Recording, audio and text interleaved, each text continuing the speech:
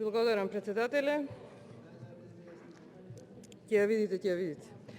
21 часот 25 минути, почитувани колеги, почитувана јавност, министерот Никола Димитров, замислете, е уште присутен во Собранието на Република Македонија, просто неверно. Не знам дали појавувањето на министерот Димитров денес во Собранието треба да го гледаме како укажана чест кон пратениците.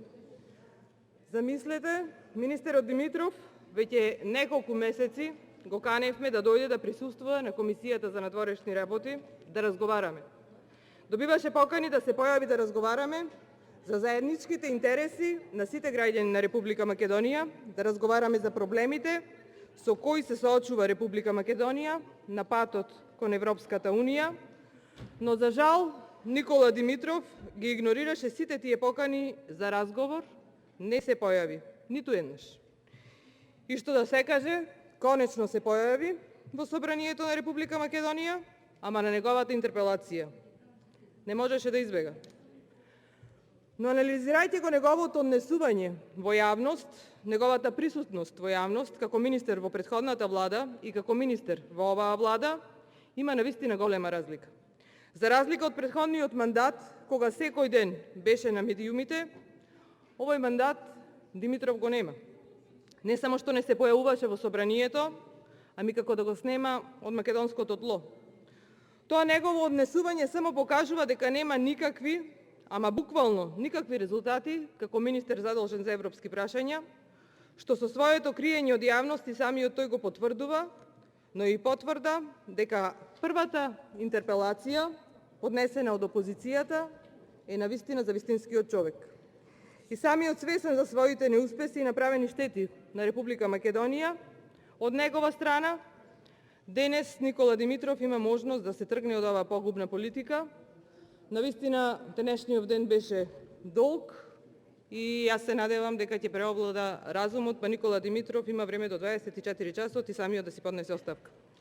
Почитувани колеги, Никола Димитров е единствениот министер во Македонија за кого е поднесена интерпелација по втор пат после функционирање на 100 дена од една влада. Никола Димитров е единствениот министер за кој има 3 интерпелации во 4 години. Значи, Никола Димитров води погрешни политики. Никола Димитров води погрешни и штетни политики за Република Македонија и граѓаните на Република Македонија. Господине Димитров, се поставува прашањето зошто молчите, зошто воопшто ги премолчувате сите понижувања кои што ги трпат граѓаните на Република Македонија, прво од страна на премиерот Заев, а потоа сите навреди и понижувања кои што почнаа да ги упатуваат кон нас кој како ќе стигне. 3 години не лажете сите граѓани на Македонија. Денес добивме датум за почеток на преговори со Европската Унија, па по 1 месец, не сега, по 1 недела ќе добиеме датум за отпочнување на преговори со Европска Унија, па повторно добивме датум, па отпочнавме преговори и најверојатно само што не станавме дел од EU. Јас се прашувам, па нели се срамите самите од себе? Нели кога ќе седнете, ќе се погледнете во очи со главните креатори на денешната политика, вие, Заев, Шекеринска, зарем некој не велите стоп луѓе, да речете доста е. Штетата која ја направивме на државава е навистина непоправлива, доста е. Господине Димитров, оваа влада во која што вие сте еден од главните ореводци, го направи најголемиот зулум на Република Македонија и македонскиот народ. Почитувани колеги, кога се спремав за денешнава расправа, ги прочитав стенограмите од говорите кои што сум ги имала на претходните интерпелации за Никола Димитров и денес решив нешто што сум го кажала од 2017-та, во еден дел да го повторам, а ќе кажам подоцна и зошто. Господине Димитров, како што и впрочем знаете и вие, јас сум прилепчанка сум по мајка, татко, баба, дедо, прадедо, прабаба. Прилеп исто така родниот град на Пере Тошев, Ѓорче Петров, доаѓам од родниот град на Мирче Ацев, Кузман Јосифовски Питу, од родниот град на Методи Андонов Ченто, првиот председател на Македонија. Господине Димитров, мој сограѓанин е Јане Ченто, внукот на Методи Андонов Ченто, кој што не е терорист, меѓутоа е во затвор, како и другите што се со него, најверојатно заради тоа што си ја сака татковината повеќе од некои други. и се осудени, ченто исто како и неговиот дедо. Господине Димитров, Прилеп е град првоборец и град народен херој. Град во кој пукнала првата пушка во 1941 година против бугарскиот фашистички окупатор. И во 2017 сум спомнала дека со подпишување на штетниот договор со Бугарија, подпишан од вас со ваша рака, вие ни велите дека сите прилепчани треба да ја заборавиме нашата историја. А овие месеци почнавте не да ни велите да ја заборавиме историјата, ами да ни ја бришете историјата. Заев ни ја брише историјата, а овој пат од вас нема ни глас на оваа тема. Првата пушка против бугарскиот фашистички окупатор ја испукал Душко Наумовски, пукајќи на тогашниот бугарски затвор, кој што денес во Прилеп е меморијален музеј, се вика 11. октомври, комплетно реновиран и реконструиран во време на ВМРО ДПМНЕ, и се надевам дека сопартијците од власта ве имаат однесено за да видите дел од историјата од НОП. Почитувани представници на владеачкото мнозинство, прилепчани нема да дозволиме да биде заборавен масакрот кај Дамница, во кој страна на бугарскиот фашистички окупатор биле убиени Рампо Левката, Сотар Дамески, Орде Кабацо, Добре Јовановски и други наши сограѓани. Во Костурницата во могилата се коските на 461 прилепчанец, во најголем број убиени од бугарскиот фашистички окупатор. И по неколку години од подпишувањето на договорот со Бугарија, кога се случува она што како ВМРО ДПМНЕ го кажувавме, а вие ни велевте дека шириме дезинформации, кога се она што велевме дека ќе се случува, сега излегува од устата на Зоран Заев, кој гласно го изговара.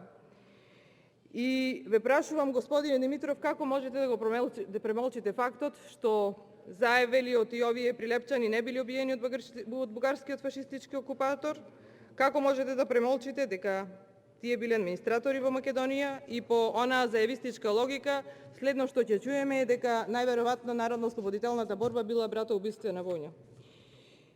Имено зошто го споменувам се во ова, заради тоа што спремајќи се потсетив на една ваша реченица или констатација при годинешното чествување на празникот 11. октомври во Прилеп, кога делегациите положувавме цвеќе и пред споменикот на Ченто, вие кажавте, парафразирам, колку убав ден и колку е убава сликата што сме денес овде сите политички заедно.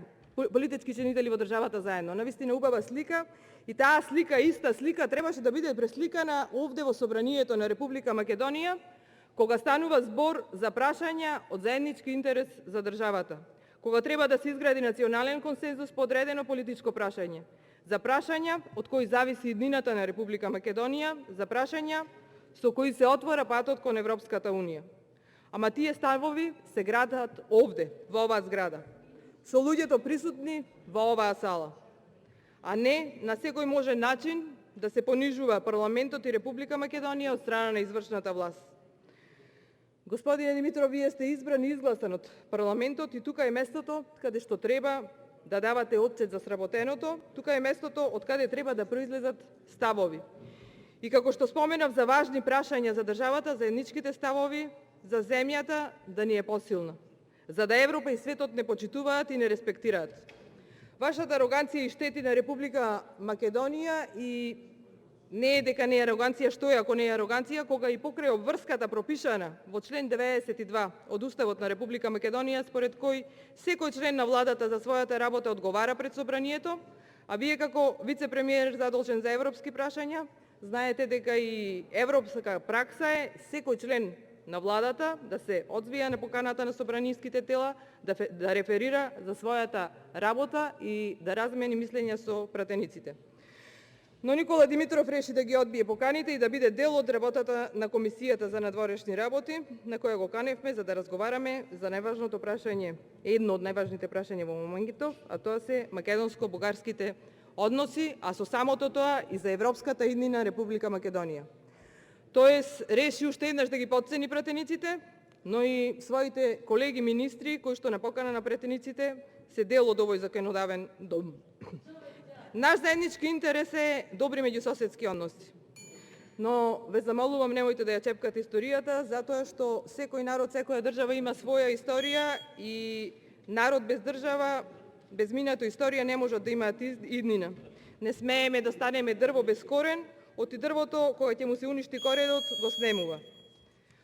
Од функцијата на која сте, бидејќи немате успех, немате ни широчини, така моли да поддржите мислење на опозицијата, само да ја завршам реченицава. Па и за најважните прашања за иднината на Македонија, најдобро е да си замените сега и веднаш, затоа што штетата која што ја направите е ненадомеслива, барем да не ја изгубиме целосно државата.